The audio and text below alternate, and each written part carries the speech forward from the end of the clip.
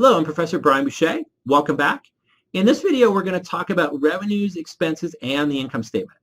This is a fairly important video because we're going to talk in detail about the difference between accounting income and cash flows. Accounting income is determined by something called accrual accounting, which tries to measure business activities and gives a very different picture of the company's performance than merely cash in or cash out. Let's get started and see how this works.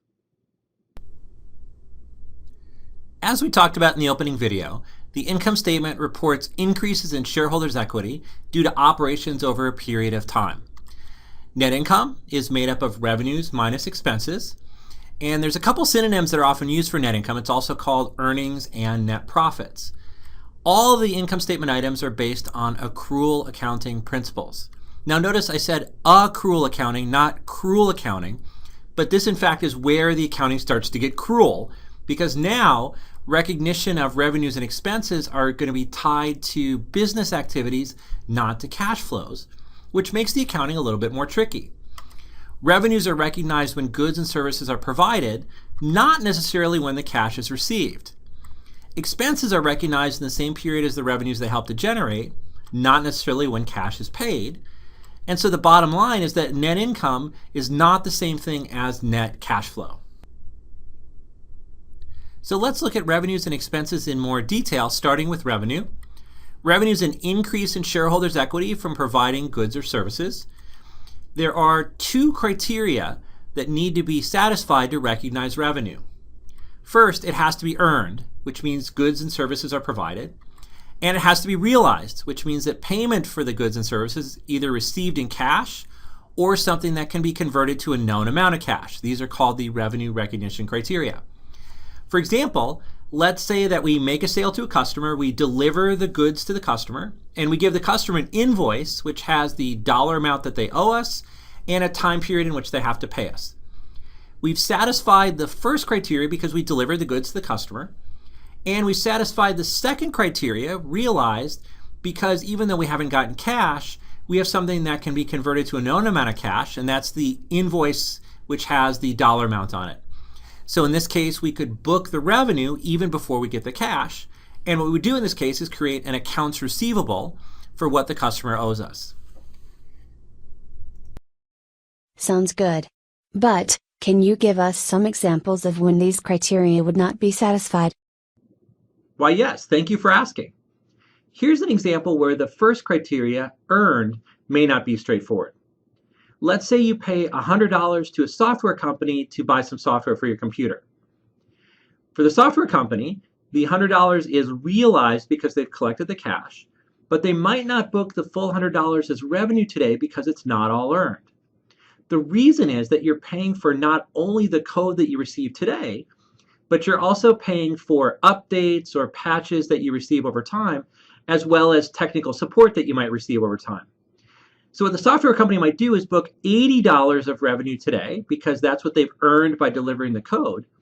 The other $20 of revenue would only be booked later on as they deliver updates or as they provide technical support over time. And how about the second criterion? And now here's an example of where the second criteria, realized, is not exactly straightforward. So there used to be this CEO who was a turnaround expert. I'm not going to mention his name because I don't want to get sued, but what he used to do was get hired by distressed companies, and he would come in and reduce the workforce, streamline the operations, make aggressive accounting decisions, and turn around the company very quickly. On one of his stops, he ended up shipping out a bunch of product to customers that hadn't ordered the product right at the end of the quarter. These shipments allowed the company to book the revenue and meet their earnings targets that analysts had set for the company for that quarter. The justification for booking the revenue was that it was earned because they had delivered the goods, and it was realized because they gave the customers an invoice. The problem is that if the customers haven't ordered the product, they're probably going to send it right back without paying it. And so the revenue really hasn't been realized because you don't have something that can be converted to a known amount of cash, because you don't know the customers have any intention of actually paying for the goods that you ship to them. That sounds illegal to me. Yes, in fact, the company I'm talking about got in trouble with the Securities and Exchange Commission for this practice. In fact, well over 50% of the enforcement actions by the Securities and Exchange Commission are for violation of one of these two criteria. So these criteria have a lot of gray area in trying to interpret them. And if companies are going to get aggressive in their accounting, this is often the first place where they get aggressive. Expenses are decreases in shareholders' equity that arise in the process of generating revenues. They're recognized when either the related revenues are recognized or when they're incurred if they're difficult to match with revenues. Now, here we're talking about two criteria, but it's an either or instead of a both. And we're really talking about a distinction between something called product costs and period costs. Now, you also see unusual events there. I'll come back and talk about those in a second. But as an example, think of a company that makes, video cameras. For some reason, I'm very interested in video cameras these days. The product cost would be all the direct cost of producing the video camera. It would include raw materials such as plastic, the metal, the glass for the lens. It would include all the labor that went into producing the camera, all the cost of the factory, which we call overhead. All of these are product costs. These product costs would stay in inventory until the camera sold. When the camera sold, those costs would leave inventory and become an expense. So product costs follow the product. When the product is sold, the costs become an expense. Now think of all of the other costs of running a business that makes video cameras. You have to have research and development people, operations personnel, sales force, marketing staff, human resources, top management. Those people are not directly involved in producing the video camera, but they are costs of running the business. We call all of these costs period costs. Later, we're going to call them SG&A, or selling, general, and administrative costs. These costs are recognized as expense when they're incurred. What that means is when the people work for you, you incur the costs, and so you recognize those costs as an expense at that point. What if the company used the CEO's car to transport parts from the warehouse to the factory? Would that be a product cost or a period cost? In the highly unusual example where a CEO's car would be used to both transport parts to the warehouse and to transport the CEO to his golf game, you would have to take the cost of the CEO's car and split it between product cost and period costs. I'll actually come back to this topic when we talk about the income statement in a future video. The product cost versus period cost distinction is what we call the matching principle, where we try to match expenses to the revenues that they generate. There's also something called the conservatism principle, which is for unusual events.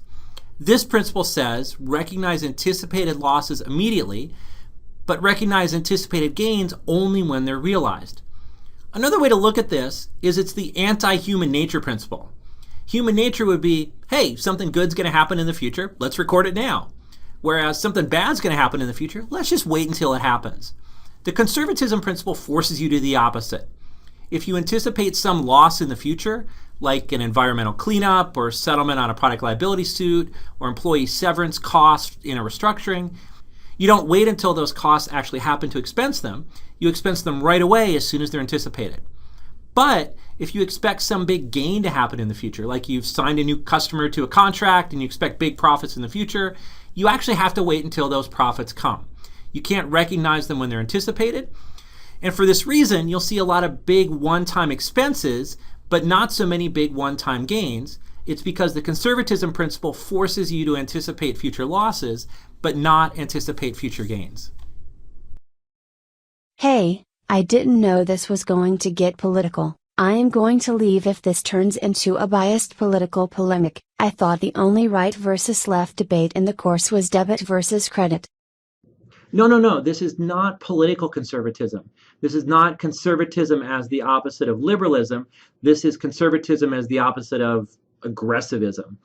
Rest assured, there'll be no political content to any of these videos, and the only left-right debate will be debit versus credit.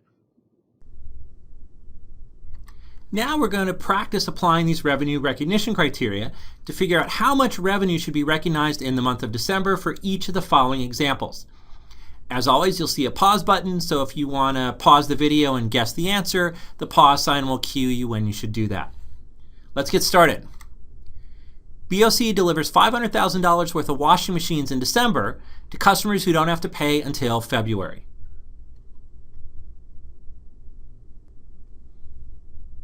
The answer is $500,000.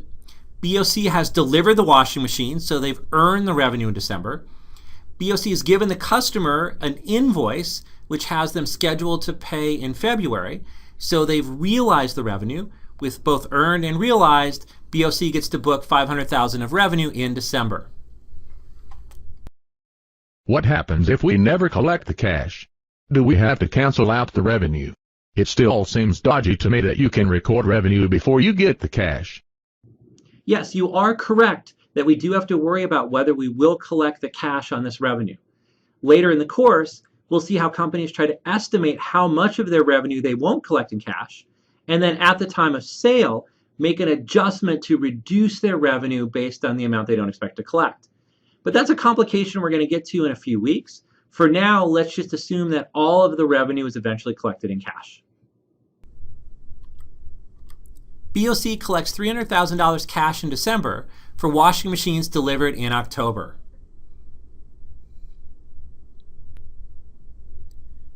The answer here is 0. Presumably, when BOC delivered the washing machines in October, they also sent an invoice so that they could book the revenue of $300,000 in October when those revenue recognition criteria were satisfied. In December, BOC is just collecting the cash on accounts receivable. They can't book the revenue again, or they'd be double booking it, so there wouldn't be any revenue in December. It was all booked in October. Next, BOC Realty leases space to a tenant for the months of December and January for $20,000, all of which is paid for in cash in December.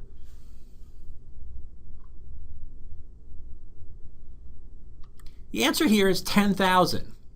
We've received the cash, so we know whatever revenue we're going to record meets the realized criteria.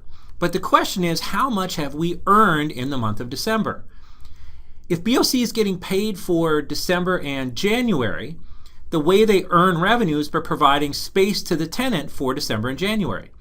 BOC's only provided space for December, so they can only record revenue for December, which would be 1/2 of the $20,000 or $10,000. That's the amount that's been earned in December. BOC Aerospace receives an order for a $400,000 jet in December to be delivered in July.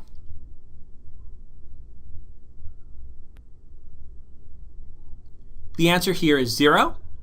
BOC Aerospace has not delivered any goods or services in December, so they have earned no revenue, which means they can't book any revenue until they actually deliver a jet. If this is a long-standing customer that promises to pay us, why can't we book the revenue now?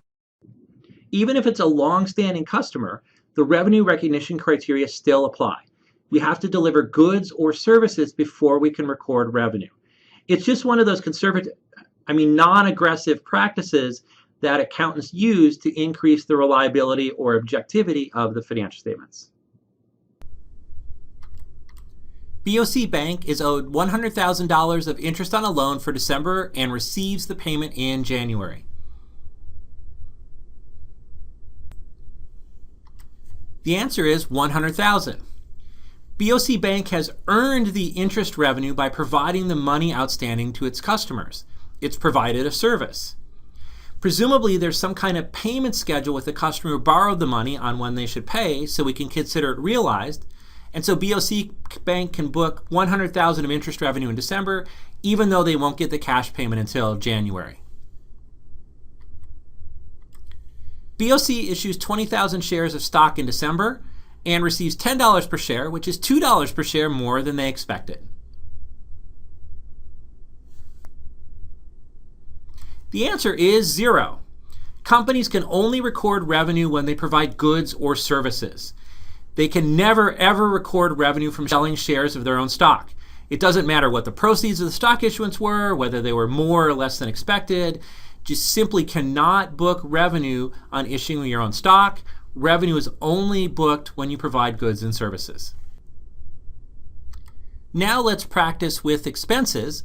So for each of these items, we're going to try to figure out how much expense would be recognized in December. First, BOC Automotive buys engines worth $2 million in December for cash.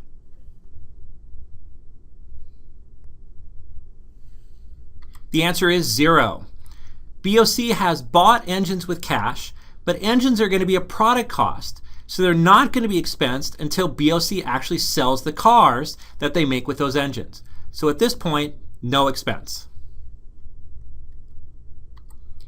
BOC Automotive uses the engines to make cars at a total cost of $10 million in December.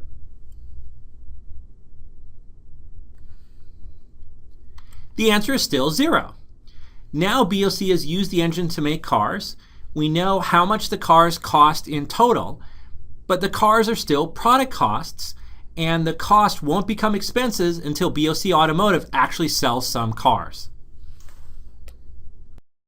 Come on, now. The question says the words total cost. Cost is just another word for expense, right? In these videos, I'm going to use the term expense very specifically. Expenses will only refer to things that show up on the income statement. In contrast, I'll use the term cost very loosely. A cost is any cash outlay, whether in the past, present, or future, that's required to run the business. So a cost only becomes an expense when we put it on the income statement. BOC Automotive sells cars costing $8 million in December for $15 million.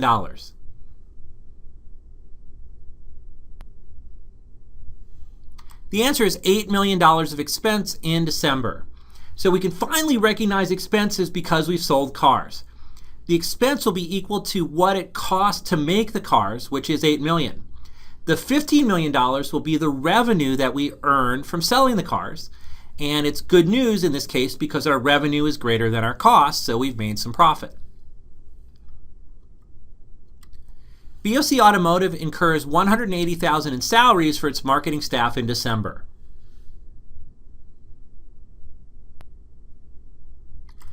The answer is $180,000. Marketing staff would be a period cost. We recognize an expense as we incur the cost of the marketing staff, in other words, as they work for us and earn salaries. We don't try to match the cost of the marketing staff to selling future cars, like a product cost, because we assume that whatever the marketing staff is doing, and sometimes it's not clear, it's helping us sell cars this period. So the matching principle would say, let's match the cost of the marketing staff this period to the revenues we generated this period, and expense the entire cost of the marketing staff this period. BOC Automotive pays its auditor $50,000 in December for services to be rendered in December and January.